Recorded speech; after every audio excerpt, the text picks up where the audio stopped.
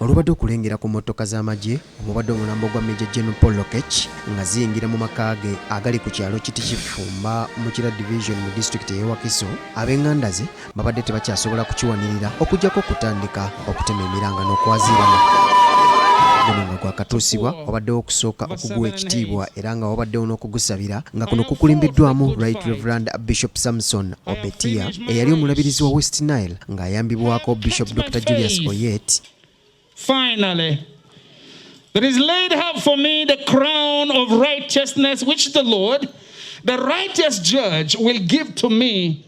Bannamagye abali ku ddaala lya Major General be basitudde keesi omubadde omulambo gw'Omugenzi nga bayambibwako abasirikale abali ku ddaala erya Kamisona. Minisita omubeezi ow'obutebenkevu Jacob Oboth, Minisita omubeezi ow'ensonga ez'omunda General David Muhoozi wamu n'omubeezi ow'ekikula ky'abantu be bamu ku beetabye ku mukolo guno era ng'Omugenzi bamwogeddeko birungi byereere. He was an intelligence officer in the trenches. Like I said, the commander who identified him was the late General Kazini, who mentored him, tutored him, and groomed him in the ways of soldiering and the battlefield intelligence area.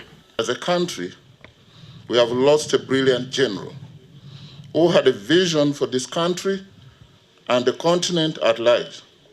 His contribution is enormous and cannot be explained.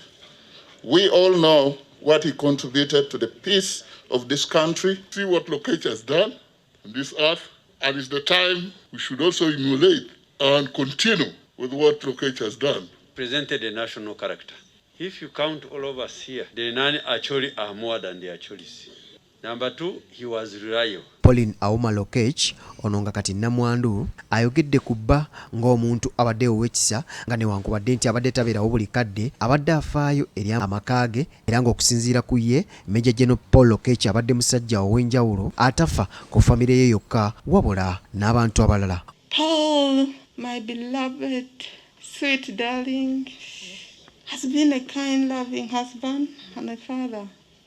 Despite his assignments that often render him to be away, he fulfilled all his obligations as the head of the family.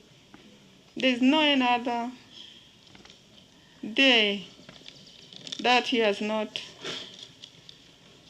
granted us all that we needed.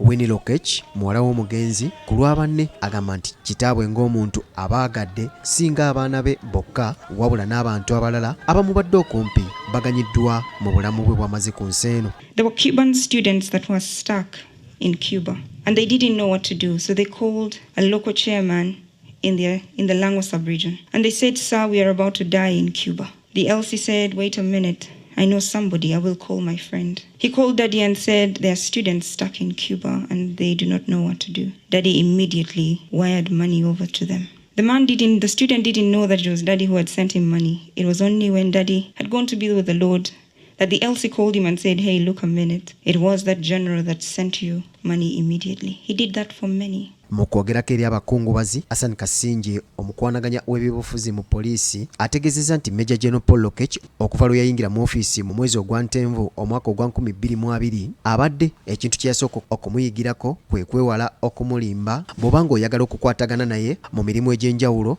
nga bw'atyo ne Maj.Gen Gavumenti ebigambo bye bibadde bye bimu ku Mugenzi. I used to see him in the pictures, but I quickly researched and found out that he was a battalion and brigade IO.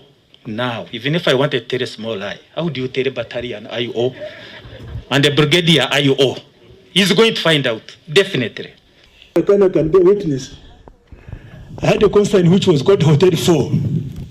Now, this gentleman could say, "Hotel 4, where are you?" Mu bantu abalala ababeereddewo family okuva Maj.Gen Lokech lwe yava mu bulamu bw'ensi eno ku lunaku olw'omukaaga ye ssaabawandiisi w'ekibiina ekiri mu buyinza ekya NRM Richard Todong ng'ono Omugenzi naye amwogeddeko birungi byereere ng'agamba nti aliko naye byamuyigiddeko ng'omuntu. The doctors will be attending to him because of his leg. And so I was preparing to come here at around midday to meet him. It was about the court ruling of his son who spoke here, the member of parliament. That news was not good for him. He didn't like it. And he was saying, Honorable Richard, we need to go back for election. Don't even waste time to appeal that case. And so we were exchanging with him on phone. And he said, well, you come home and we harmonize our positions. Abantu abalala b'enjawulo boogedde ku Maj.Gen Paul Lokech ng'omusajja abadde ayagala eggwanga lye era ng'ono olunaku olw'enkya atwalibwa mu disitulikiti ey'e Padel ku kyalo Bible olwo bakansala n'abakulembeze ku mutendera gw'eggombolola bamukungubagire olwo ku lunaku olwokutaano aziikibwe mu nnyumba ye ey'olubeerera. Mark Jackson Kasule, BBSKATI Ageesigika.